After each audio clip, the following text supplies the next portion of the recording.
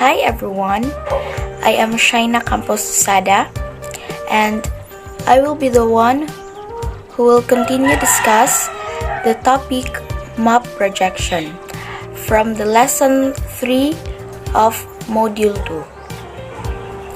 So now, my topic was map projection. Map projection. It is a mathematical conversion from spherical to a planar coordinates. In order to map a spherical object onto a flat surface, the concept of projection is used, which projects the surface of a sphere onto a flat surface.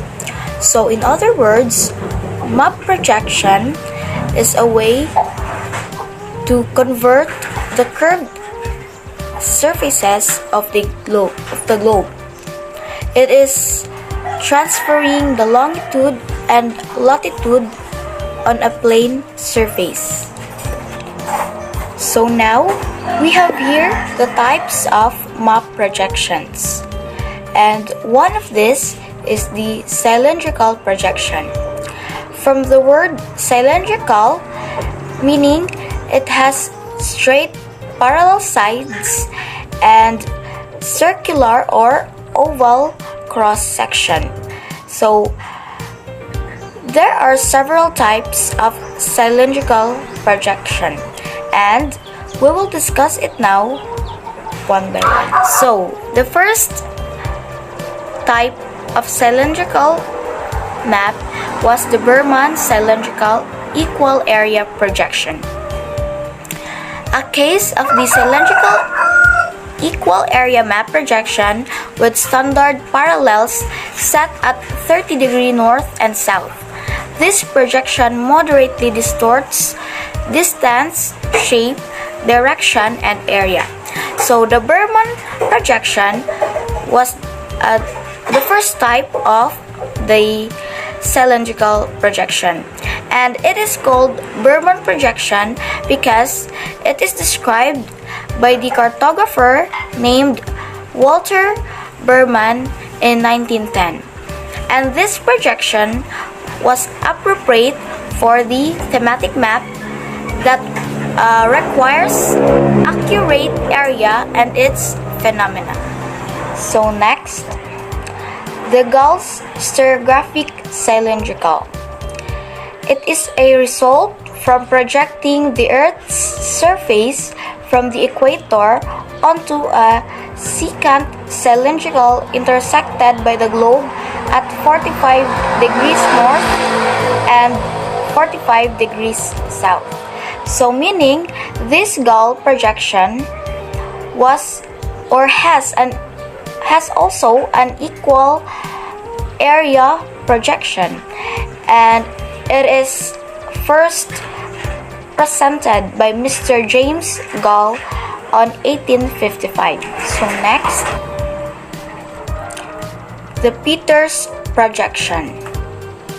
The Peters projection was described by a cartographer named Arno Peters on 1974, and it is a cylindrical equal area projection that de-emphasizes area exaggerations in high latitudes by shifting the standard parallels to 45 or 47 degrees. So in other words, this Peters projection was presents the countries in their true proportion to one another. The next one, the Mercator projection, has straight meridians and parallels that intersect at right angles. Scale is true at the equator or at two standard parallels equidistant from equator.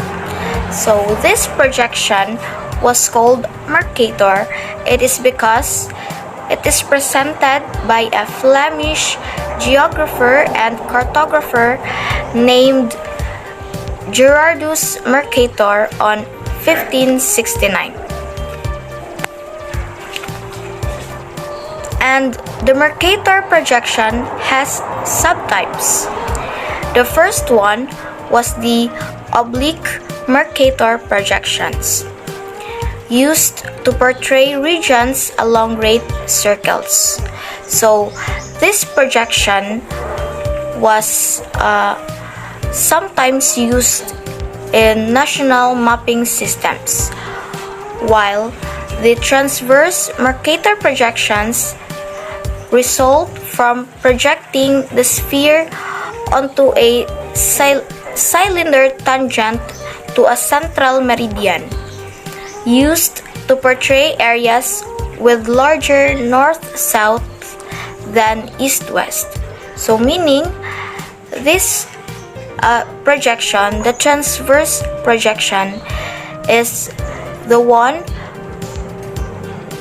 that was commonly or widely used in national mapping systems around the world. And the last type of cylindrical projection was the Miller projection. Has straight meridians and parallels that meet at right angles, but straight lines are not constant azimuth. Shapes and areas are distorted. Directions are true only along the equator. So this Miller cylindrical projection was a modified Mercator projection. It is proposed by Mr. Osborne Maitland Miller on 1942. And an example of Miller projection was a wall maps and the sinusoidal equal area projection. Maps with this projection have straight parallels at right angles to a central meridian. Other meridians are sinusoidal curves. The scale is true only on the central meridians and parallel. So, when we say sinusoidal, it means sine curves. So, we can see here in this picture an example of sine curves, and we can also identify here the example of sinusoidal equal area projection as well. This projection presents accurate areas and distances at every parallel, and also to the central meridian. And the third type of map projection was the conic projection. The surface of the globe is transferred to a cone, tangent, or secant. The vertex of the cone is usually placed directly over one of the poles, and the cone either touches or passes through the globe along lines of latitude called parallels. So meaning, the conic projection was based on the principle of a hollow cone that was placed over a sphere. So meaning, when the cone was placed on the surface of the globe, then the conic projection will be look like this. And the fourth type of map projection was the planar or azimuthal projection, and also known as the zenithal projection. In this type of projection, the surface of the globe is transferred to a plane that touches the globe at one point. So in other words, the planar or azimuthal projection transformed the points from a spheroid or sphere onto a tangent and secant plane. And this projection was also used for radio and seismic work. And the last but not the least, the miscellaneous projections include unprojected maps like rectangular latitude and longitude grids and other examples that do not fall into the cylindrical, conic, or azimuthal categories. So, the miscellaneous projections was created by combining two or more projections. And that is all about for my report. Thank you so much and God bless.